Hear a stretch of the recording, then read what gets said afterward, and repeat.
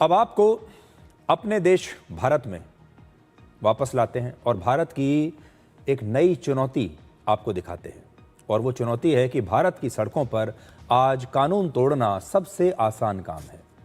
किसी भी देश की सड़कें उसकी नसों की तरह होती है और ये नसें अगर फटने लगें, उन नसों में से खून रिसने लगे तो ये फिर शरीर की तरह देश को भी बहुत नुकसान पहुंचा सकता है।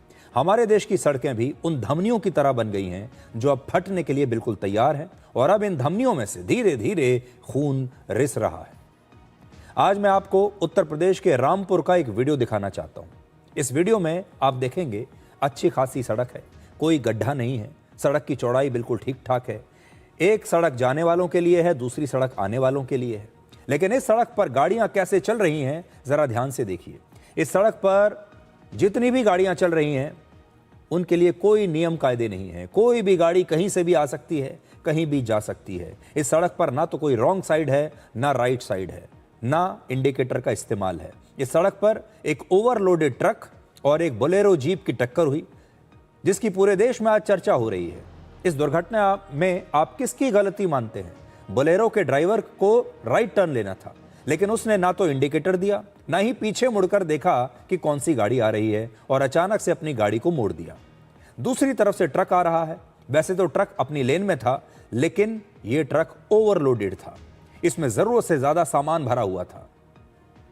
इस ट्रक की बॉडी इतनी कमजोर थी कि वो सामान के बोझ को संभाल नहीं सका और जरा सी टक्कर होने के बाद यह ट्रक पलट गया और इसकी जो पीछे की बॉडी थी वो पूरी तरह से टूटकर बिखर गई और इसमें इतना सामान था कि बोलेरो गाड़ी जो है वो इसके नीचे आकर एक प्रकार से पिस गई। अब आप पूरा वीडियो देखिए।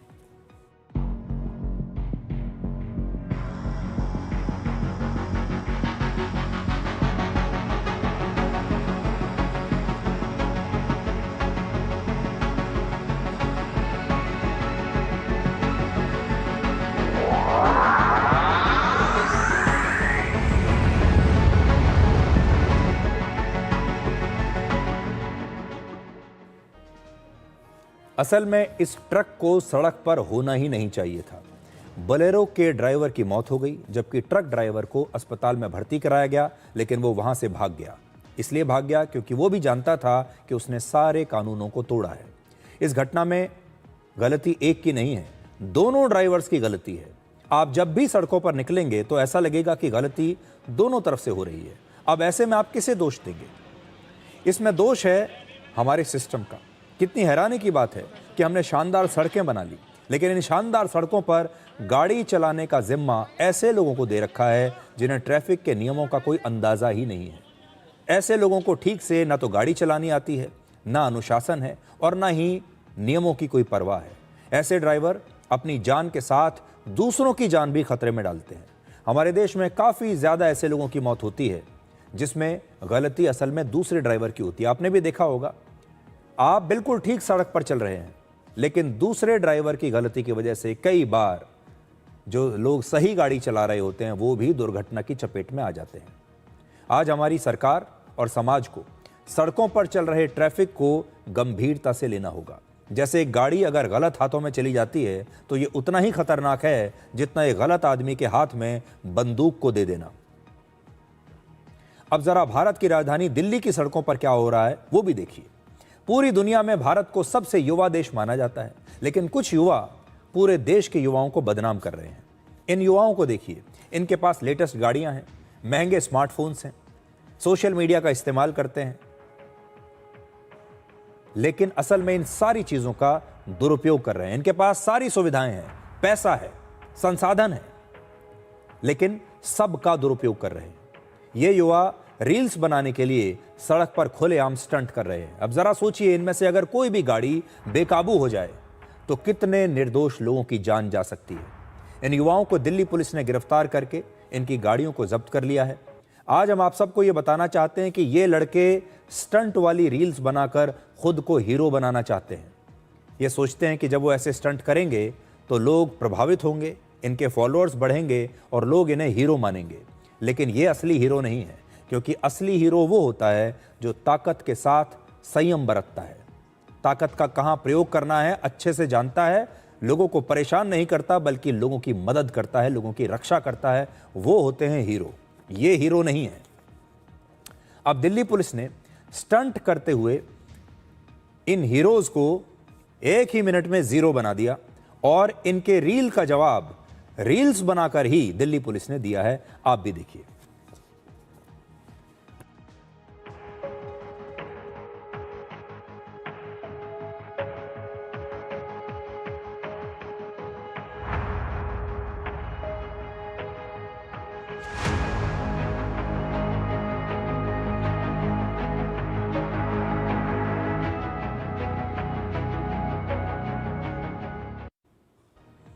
तो असल में दिल्ली पुलिस ने इन्हें 1 मिनट में हीरो से जीरो बना दिया, इन्हें जोकर बना दिया।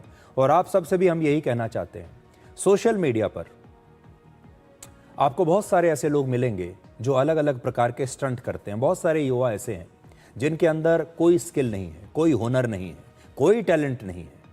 वो सिर्फ अपने वीडियोस डालते हैं स्टंट करते हुए, लोगों को परेशान करते हुए, और सोचते हैं कि उनके फॉलोअर्स बढ़ेंगे और इस देश का समाज उन्हें एक हीरो मानेगा, कहेगा कि देखिए आप कितने बहादुर हैं। आपसे हमारी यही अपील है कि ऐसे लोगों को ना तो आप देखिए, और अगर ऐसी रील्स आपके सामने आती हैं तो उन्हें लाइक करने के बजाय इन्हें रिपोर्ट कीजिए। आपके यहाँ जो लोकल पुलिस स्टेशन होगा वहाँ पर रिपोर्ट कीजिए, आपके यहाँ लोकल प्रशासन जो है उसे रिपोर्ट कीजिए। उस सोशल मीडिया प्लेटफॉर्म पर जो भी ऐसे रील्स डाल रहा है उसे आप तुरंत रिपोर्ट कीजिए। जब तक आप ये काम नहीं करेंगे तब तक इन लोगों की हिम्मत बढ़ती चली जाएगी। ये इसी गलतफहमी में जीते रहेंगे कि ये हीरो बन रहे हैं, हीरो दिख रहे हैं, और अगर ये ऐसा करेंगे तो ज़्यादा से ज़्यादा लोग इन्हें फॉलो करेंगे। इनकी इस गलतफहमी को पुलिस तो तोड़ ही रही है। आज बड़ा अच्छा लगा मुझे ये देखकर कि दिल्ली पुलिस ने इन्हें गिरफ्तार किया, उसके बाद इनकी गाड़ी जब्त की, साथ ही इनकी एक रील बनाई उन्होंने और उस रील को उन्होंने सोशल मीडिया पर डाला, और इनके रील का जवाब दिल्ली पुलिस ने रील से ही दिया है, क्योंकि शायद यही भाषा इनको समझ में आती है। इस रील को ज़्यादा से ज़्यादा आपको शेयर करना चाहिए। आप दिल्ली पुलिस के इंस्टाग्राम के हैंडल पर जा सकते हैं या सोशल मीडिया के हैंडल पर जा सकते हैं, और इस रील को आप ज़्यादा से ज़्यादा वायरल कीजिए, ताकि देश भर में जो ऐसे युवा हैं जिन्हें यह गलतफहमी है कि वो हीरो बन रहे हैं ऐसा करके, उन्हें ये समझ में आए, और ऐसे लोगों को आपको पूरी दुनिया के सामने इनका बहिष्कार करना चाहिए। भारत आज विकास और अव्यवस्था के बीच फंसा हुआ एक देश बन गया है। एक तरफ विकास है, दूसरी तरफ अव्यवस्था है। हमारे देश में शानदार एक्सप्रेस वेज हैं, हाईवेज हैं, वर्ल्ड क्लास हाईवेज हैं, शानदार पुल बन रहे हैं, महंगी, सुरक्षित और लेटेस्ट टेक्नोलॉजी वाली गाड़ियां भारत की सड़कों पर दौड़ रही हैं। लेकिन इन सब के बीच एक बड़ा सवाल यह है कि क्या हमारे देश में लोगों का ट्रैफिक सेंस भी अपग्रेड हुआ है? गाड़ियां तो अपग्रेड होकर आ रही हैं, नए नए मॉडल आ रहे हैं, लेकिन हमारे देश के लोगों की जो जिम्मेदारी है यातायात के नियमों को लेकर, क्या वो भी अपग्रेड हो रही है? जवाब है बिल्कुल नहीं। इसीलिए हमारे देश में हर साल सड़क दुर्घटनाएं बढ़ रही हैं। हमारे देश में वर्ष 2021 में 4,12,000 सड़क दुर्घटनाएं हुई, जिनमें करीब 1.5 लाख लोगों की मौत हुई। अगले साल सड़क दुर्घटनाएं बढ़कर 4,61,000 हो गई, जिनमें 1,68,000 लोग मारे गए, और फिर 2023 में सड़क दुर्घटनाओं में 1,72,000 लोगों की मौत हुई। ये आंकड़े कितने डराने वाले हैं, इसे समझने के लिए अब आप एक तुलना देखिए। हमारे देश में आतंकवाद की वजह से पिछले 25 वर्षों में 23,324 लोगों की मौत हुई, जबकि एक साल में सड़क दुर्घटनाओं में 1,72,000 से ज्यादा लोगों की मौत हो गई। पिछले 25 वर्षों में आतंकवाद से जितने लोगों की मौत हुई, उससे 7 गुना ज्यादा लोगों की मौत सिर्फ एक साल में सड़क दुर्घटनाओं में हो गई। फिर भी हमारे देश में सड़क दुर्घटनाओं को लेकर लोग जागरूक नहीं हो रहे। हर रोज आप खबरों में, सोशल मीडिया पर इन बड़ी बड़ी दुर्घटनाओं की तस्वीरें अक्सर देखते रहते हैं।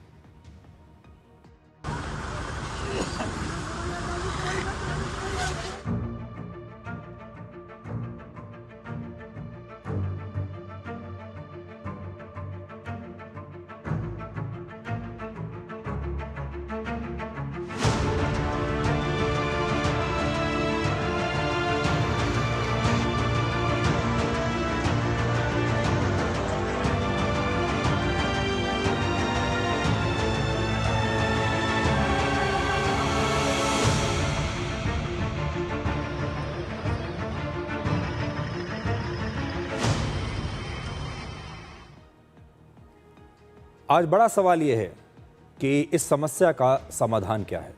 हमारे देश में सड़कों पर गाड़ी चलाना और ड्राइविंग लाइसेंस हासिल कर लेना सबसे आसान काम माना जाता है। ड्राइविंग लाइसेंस बनाने वाले केंद्रों को भ्रष्टाचार का अड्डा माना जाता है। अब भ्रष्टाचार को पूरी तरीके से खत्म करने का समय आ गया है। इसे खत्म करना पड़ेगा।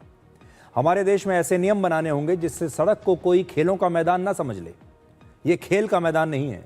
सड़कों को भी उतनी ही गंभीरता से लेना होगा जितनी गंभीरता से आप हवाई अड्डे के रनवे को लेते हैं। यातायात नियमों में बदलाव करके सजा और जुर्माने दोनों को बढ़ाना पड़ेगा और सख्त करना पड़ेगा, ताकि हमारे देश के लोगों में ये डर रहे। हमारे देश में यातायात के जो नियम हैं उन्हें बेहद सख्ती से लागू करने की आवश्यकता है। और वो लागू कैसे होगा? परिवहन विभाग और ट्रैफिक पुलिस में काम करने वाले कर्मचारियों पर नकेल कस के इन विभागों को जीरो करप्शन विभाग बनाना होगा, क्योंकि सबसे ज्यादा करप्शन यही होता है। क्योंकि आप जब चालान 5,000 से 10,000 का कर देते हैं और उसके बाद अगर कोई रिश्वत लेकर असल में होता यह है कि जैसे ही आप चालान बड़ा करते हैं, रिश्वत की अमाउंट भी बड़ी होती चली जाती है।